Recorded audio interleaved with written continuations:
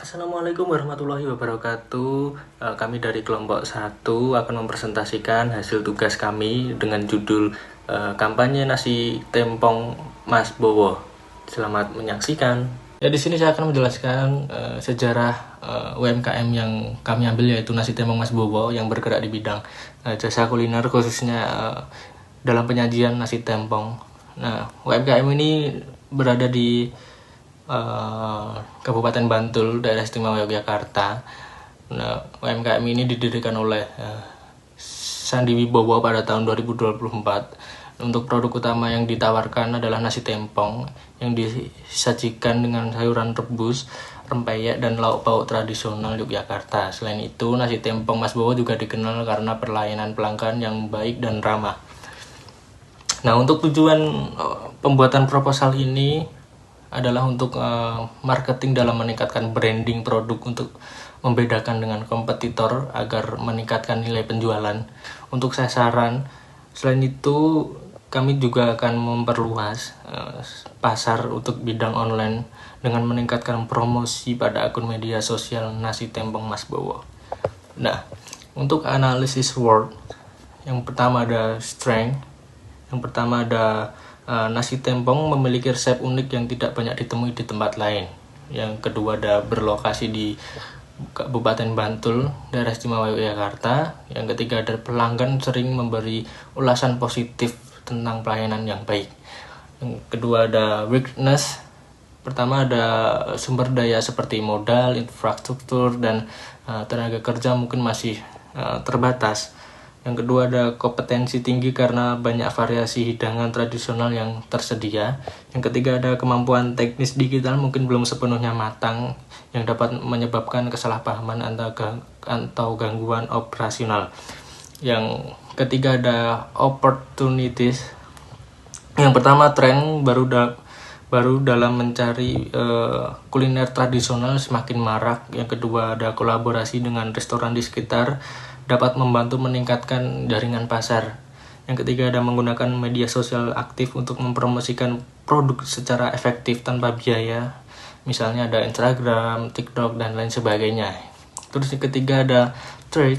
Yang pertama ada perubahan selera makan nasional maupun internasional dapat mempengaruhi minat pelanggan. Kedua ada aplikasi pesan antar makanan lainnya juga mulai hadir di wilayah tersebut. Dan ketiga ada fluktuasi harga bahan mentah dapat mempengaruhi profitabilitas usaha nasi tempong jika tidak diprediksi dengan tepat. Kemudian selanjutnya ada situasi analisis eksternal. Yang pertama ada demografi. Pada tahun 2024 di Bantul sendiri tercatat ada 976.573 jiwa, dan angka yang cukup besar tersebut berpotensi sebagai target pasar, utamanya untuk bagi UMKM. Kemudian selanjutnya ada kepadatan penduduk di Bantul. Tercatat ada 1.832 jiwa per kilometer persegi. Utamanya ada di daerah Kapanewon, Banguntapan, dan Sewon. Hal ini menunjukkan bahwa daerah-daerah tersebut juga berpotensi sebagai daerah untuk target pasar dan penjualan. Kemudian mayoritas penduduk bekerja di bidang pertanian dan perdagangan. Hal ini menunjukkan bahwa masyarakat lokal mungkin lebih menghargai produk makanan yang terjangkau dan berkualitas, sehingga nasi tempong ini dapat memenuhi kebutuhan tersebut. Selanjutnya ada tren pasar. Belakangan ini minat masyarakat terhadap makanan tradisional mulai meningkat, terutama para generasi muda. Selain itu, masyarakat juga mulai menggunakan media sosial untuk mencari rekomendasi UMKM. Kemudian tumbuhnya kesadaran untuk hidup yang lebih sehat dengan mengkonsumsi makanan-makanan yang lebih alami dan lebih sehat. Kami juga menyediakan grafik terkait Google Trends nasi tempong selama 12 bulan ke belakang. Kemudian yang ketiga ada pesaing lokal. Di Bantul sendiri kami mencatat bahwa terdapat banyak restoran dan warung makan yang menjual berbagai jenis makanan, termasuk di dalamnya adalah masakan tradisional. Kami juga menemukan bahwa mereka memiliki inovasi yang berbeda-beda, mulai dari proses pelayanannya, inovasi menu, dan lain-lain. Di sini kami juga menyantumkan 24 warung lain yang menjual produk serupa seperti nasi tempong Mas Bowo. Oke, selanjutnya saya akan menjelaskan tentang strategi yang diusulkan. Nah, di sini ada dibagi menjadi tiga. Yang pertama yaitu STP, segmenting, targeting, dan positioning. Segmentasi yang kita fokuskan yaitu pada konsumen yang berusia 18-40 tahun yang aktif menggunakan teknologi digital dan media sosial yang tertarik dengan masakan kuliner. Lalu, hal ini mencakup laki-laki dan perempuan muda yang peduli dengan kualitas hidangan tradisional serta kelompok masyarakat kalangan menengah dan sampai kalangan atas. Ya, terus yang kedua yaitu targeting. Nah, konsumen yang aktif menggunakan teknologi digital dan tertarik dengan kuliner modern. Kita menargetkan konsumen yang aktif menggunakan teknologi digital dan tertarik pada kuliner modern. Lalu selanjutnya positioning. Nah, kita akan menempatkan brand ini sebagai salah satu kuliner tradisional terbaik di Yogyakarta yang menawarkan rasa otentik dan proses pembuatan yang homemade seperti itu. Lalu yang kedua yaitu konten Instagram. Di sini kita juga membantu membuatkan konten Instagram seperti poster, konten promosi video, lalu story Instagram dan Q&A. Kita akan merancang konten itu, membuat konten itu seperti